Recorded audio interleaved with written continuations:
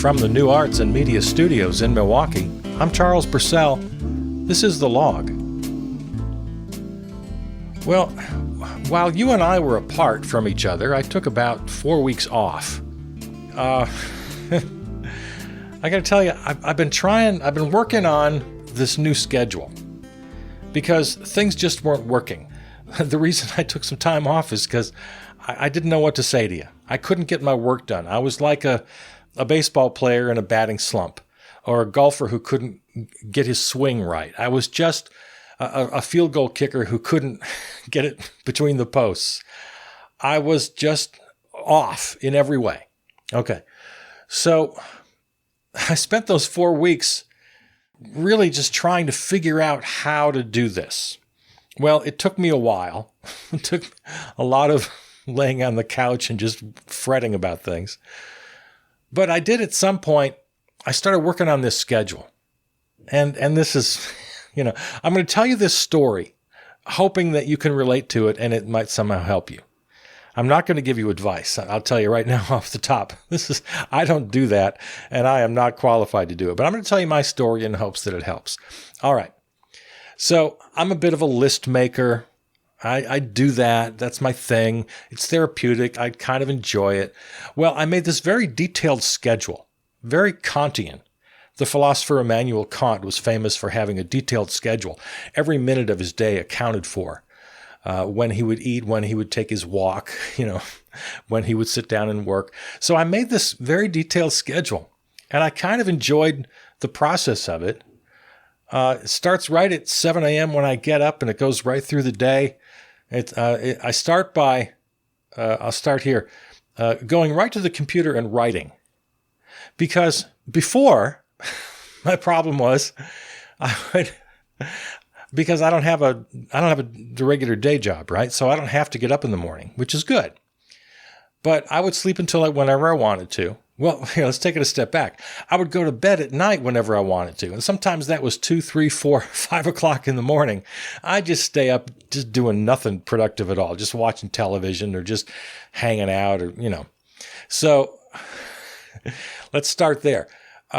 With my new schedule now, I'm going to turn off all electronics at least an hour before I want to be asleep, at least an hour. And I'm going to spend that last hour just relaxing, reading, and then I fall asleep. Okay. So far, so good. I've been on my new schedule now for exactly 2 days. I can tell you that part of the schedule has worked to a charm. I'm not staying up late at night and watching old reruns of Alfred Hitchcock Presents, as much as I love that program. If I want to see it, there are other ways to see it. So I'm getting to bed. All right, let's get up. Crack of dawn, 7 a.m. And now the new plan, according to the new schedule, the Kantian schedule. Instead of just sort of rolling over, picking up my phone and spending the next 2 hours scrolling, which I often did in the bad old days. Now I'm going to get my butt right out of bed. And I'm going to go right to my computer and start writing. Because for a couple different reasons. Just free writing, journaling, very healthy thing to do. And I'm going to force myself just to get up and do it. All right. Well, that worked pretty well. Except the very first day, the alarm goes off at 7 o'clock, right? So the idea being that if you just get straight up right from sleep to writing, all those ideas, those wonderful ideas that happen in your dreams and happen in that half-wake, half-sleep thing, they don't have time to escape. They're nice and fresh, and if you get to writing right away, they won't be lost to the ether, right? Okay, so the very first day of my new schedule, I was already in trouble because my alarm went off at 7 o'clock, and it woke me up. I was in a pretty deep sleep at 7 o'clock.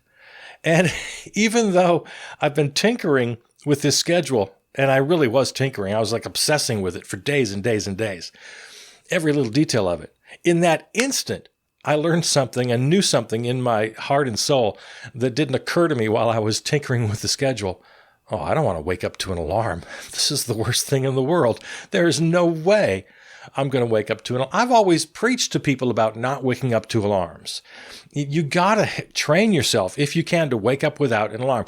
If you wake up to an alarm, you are, by definition, sleep deprived. And it's one of the most unhealthy things for you is to be sleep deprived.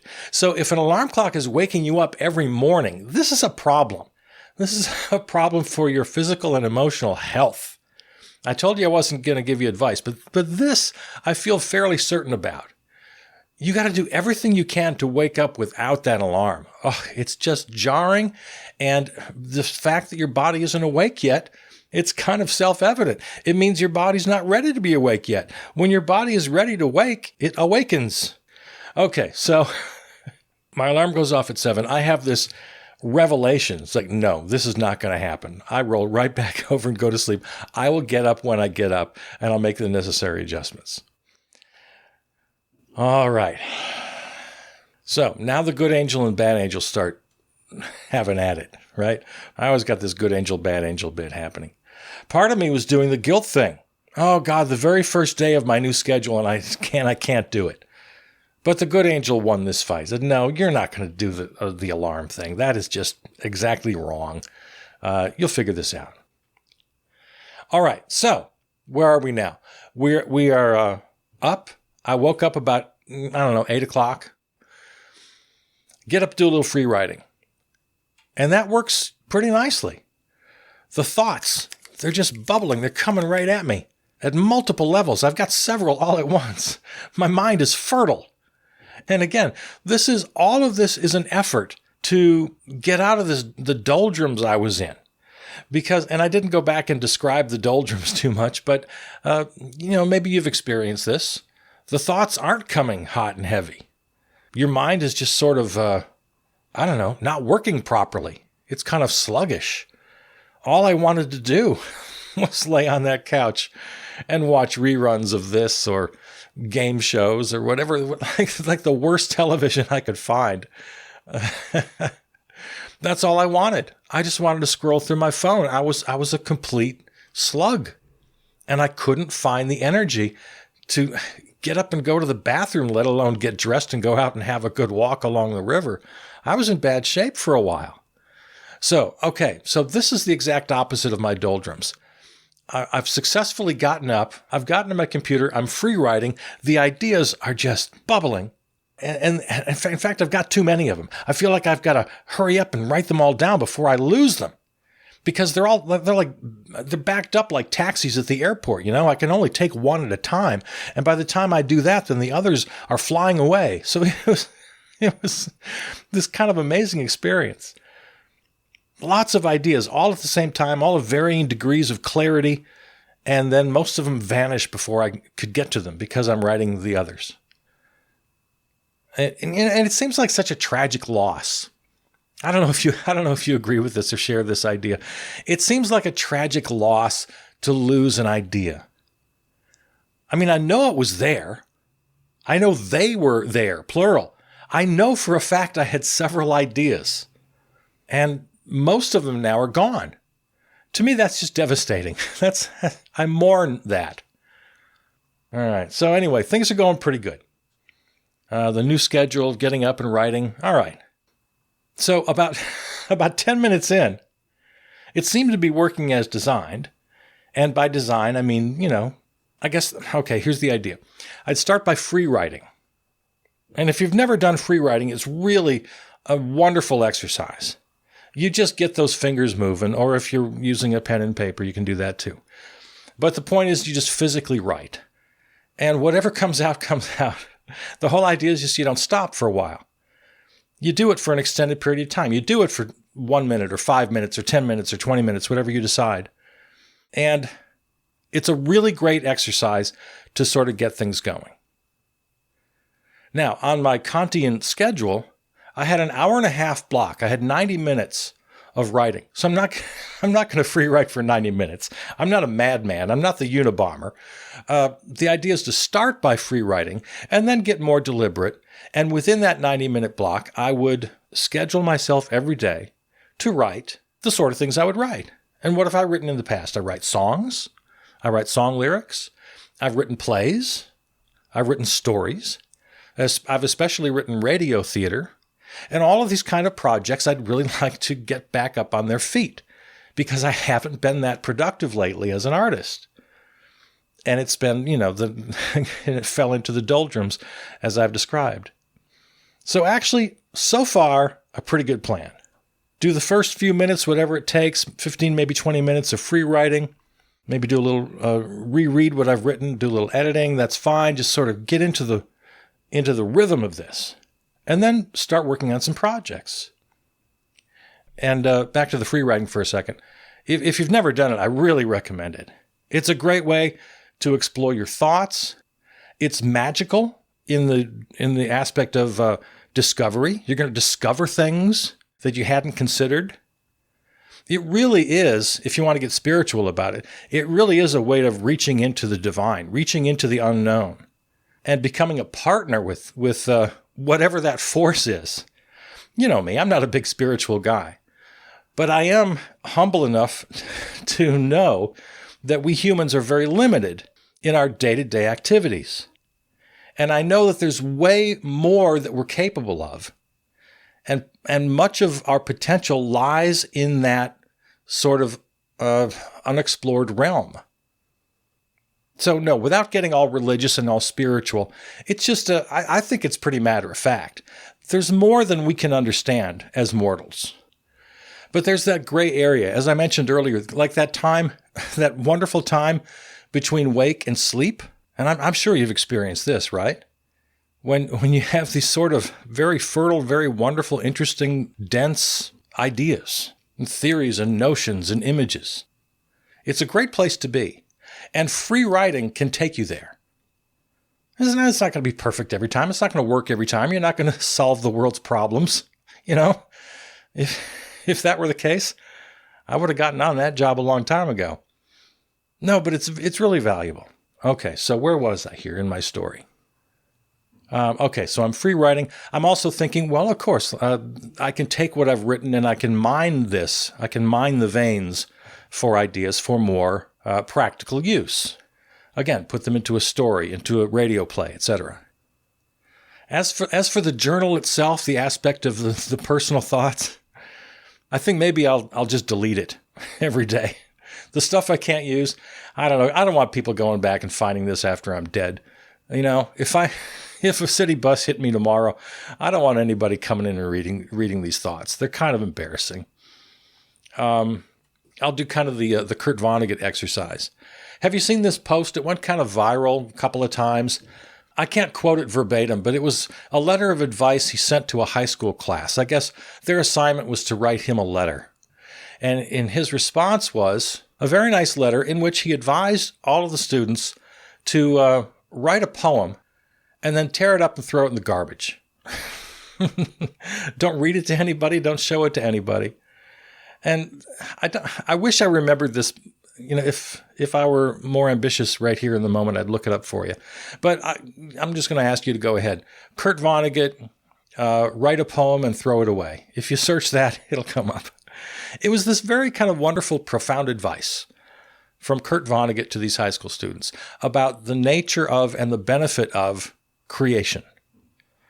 You create something, and there's benefit just in that alone. You don't have to sell it. You don't have to make money. You don't have to show it to other people. You don't have to get praise. Well, there's nothing wrong with any of that. That's fine. But he just wanted to emphasize that sort of personal growth and a sense of achievement and oneness with whatever this creation is, kind of what I was alluding to just a second ago. So I think maybe I'll think of it that way. And I won't feel bad when I just delete it. I'm not a very good deleter. It's hard to toss things. Anything that I've created, I feel like I just want to keep in an archive. Well, I might need this sometime. I don't know. These are too embarrassing, these free writes. All right, so I reached a point in my free writing on that first day. At first, when I said I couldn't keep up with my thoughts, after a few minutes, my thoughts slowed down. I could keep up to the point now where I was even kind of maybe struggling for the right word or something. My brain starts overtaking my mind, if that makes sense to you. And I'm second guessing, and I'm You know. So I thought, okay, I didn't beat myself up. That's like part of the process. That's fine. I just reached that point. Now, but I really wondered what it would be like the next day, and the next day, and the next day after that. So we're going to find out. But bottom line, much better. It's a much better way of waking up. Getting up, getting right to the computer, letting the ideas flow. My doldrums are just long gone. So far, so good. I feel like I've opened a door, and I had a nice conversation with my sister the other day, comparing mental health and physical health, which is something we've all had to do. Most of us are at some stage still of trying to rid ourselves of the stigma of mental health. I think so many of us are not all the way along that path. I myself am not all the way. I know I should be, but I'm not. I still have a bit of an internal stigma against mental health issues. I don't want to admit when I have a problem. But I am along that path at some point, and I'm far enough along the path to understand, and this is what my sister and I were talking about, that these so-called, I've been calling them doldrums that I went through, I shouldn't be afraid to call that depression. I think I was. But I'm not convinced, or even do I believe at all, that I'm chronically depressed or I'm clinically depressed, and I don't want to use terms that I don't fully understand.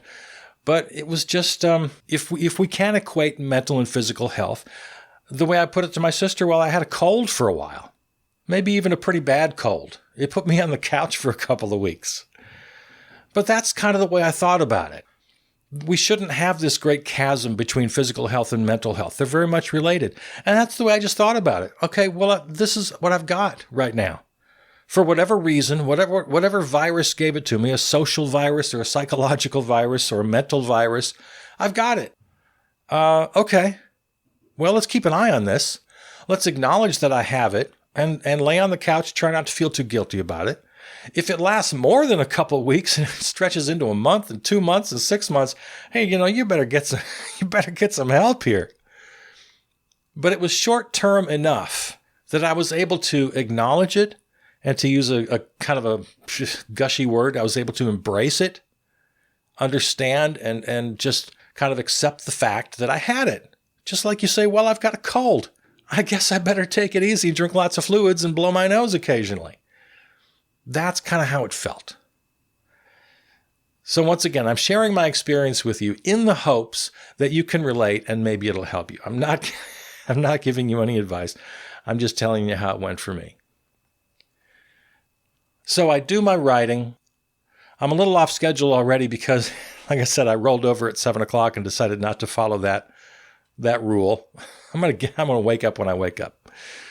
But the next time I schedule is to take a shower, which, again, sounds kind of funny. It is Immanuel Kantian to actually write it down on your schedule. That's when I shower and shave. But I did that because I'm not a morning showerer. I haven't been for years. I'm usually a nighttime showerer. But I thought, I think a way to get out of my doldrums is to shower and dress early in the day rather than for a year and a half, which is literally not at all. I just, stay in the sweats that I slept in. I've had lots of full days in nothing but sweats for a year and a half. Again, I share this because I'm sure I'm not alone. So, and that was fantastic. Took a shower, felt good.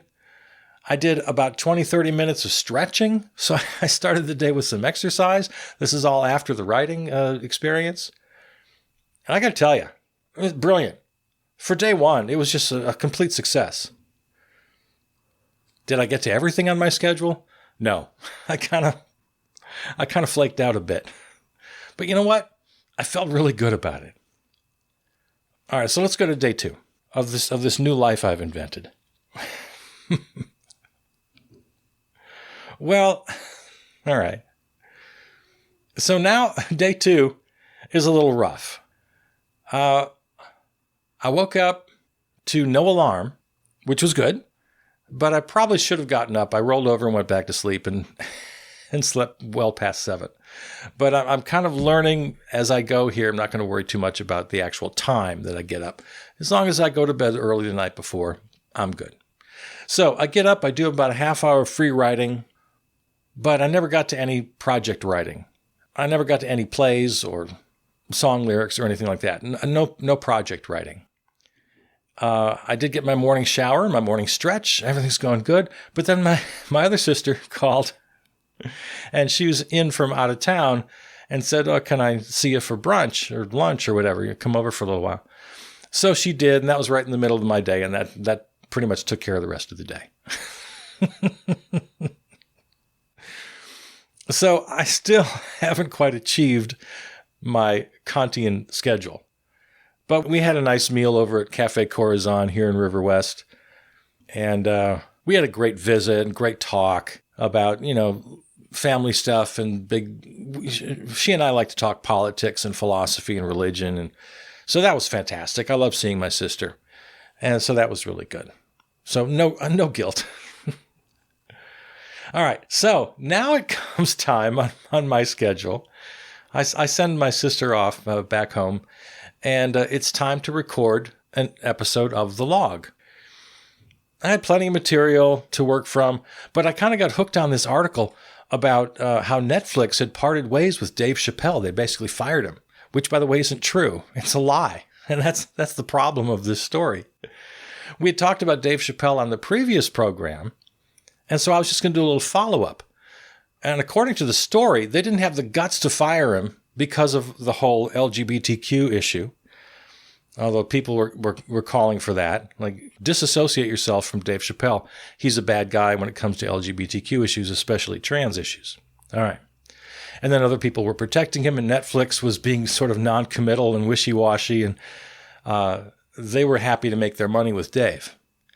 So according to this article, since they didn't have the nerve to do anything about it, they found some technicality because Dave Chappelle is hawking some CBD product. And they said, well, that's against his contract. Well, I find this interesting. And I recorded an entire episode, which is now deleted. No one's going to hear it. I recorded an entire episode about that. And then by extension, this little technicality of a contract that a platform can exploit. And I extrapolated that into a larger problem, which you and I will talk about sometime, because I still feel strongly about it. How contracts, business contracts, as well as bills that are drafted in state assemblies and in Congress in D.C., and then elections themselves, everything has become so convoluted, so Rube Goldberged. A bill coming out of Congress is 1,700, 2,100 pages long and filled with this dense legalese that no one can understand. Look at the user agreement you agree to just to open up some app or computer program. You don't read them. And if you did, you wouldn't understand them. I don't. So anyway, I did this full episode about first the Chappelle thing and then extending the conversation to how we're over lawyerized and none of us understand what's going on, and how the powers that be can exploit the legalese. They put it in there like a time bomb. Like, if we ever need it, we can trigger this thing over here, right? Okay, so that's what the conversation was. Pretty interesting episode, but I kept referring back, even after I got off the Chappelle story, I kept referring back to Chappelle. And I had that sort of thread through the entire episode. All right, it's done, and I'm about ready to do a little editing and then send it out to the various platforms. And I've got this really little uneasy feeling. It's like I only used one source. And I had just this voice in the back of my head saying, you better check this out before you go any further. So I did, and it just took me a couple of seconds to realize that nobody, and I mean nobody else, had this story. It was basically fake news. It was a lie. It's like, how can no one else have... I mean, this is huge. This is a bombshell. Dave Chappelle is basically fired from Netflix? Let me repeat, that did not happen. Fake news.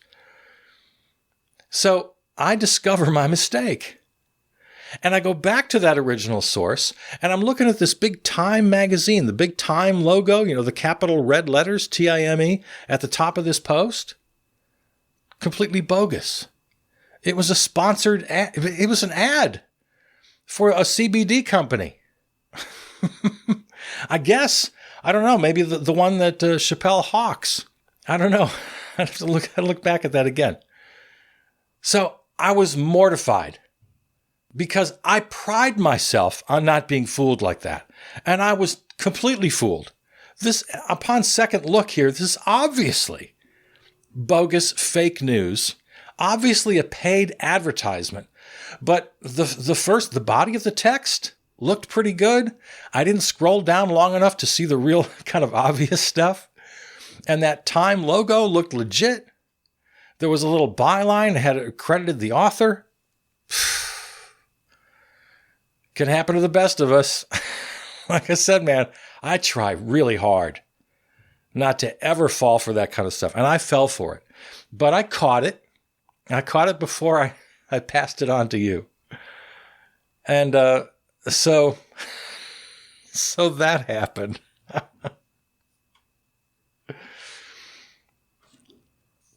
So I dumped the episode. I deleted the file, the track. It's like, no one's ever going to hear this. I sent Martin over at WXRW the file for the repeat he could play. I wasn't going to go ahead and start over a whole new episode over that night. It was too late. I wanted to stick with my schedule, at least, as I've said a couple times. Get to bed on time. I think that's the most important. The most important of all of the items on my schedule.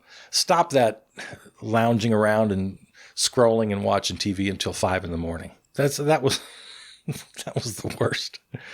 So I wanted to stick to that. So, all right, let's just play one more repeat. And now I'm back at it today.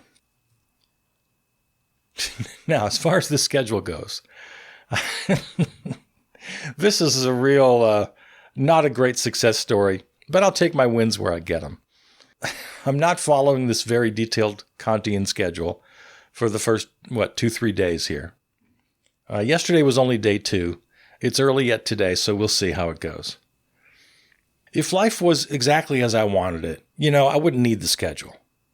I'd be writing and I'd be creating in every free moment I had.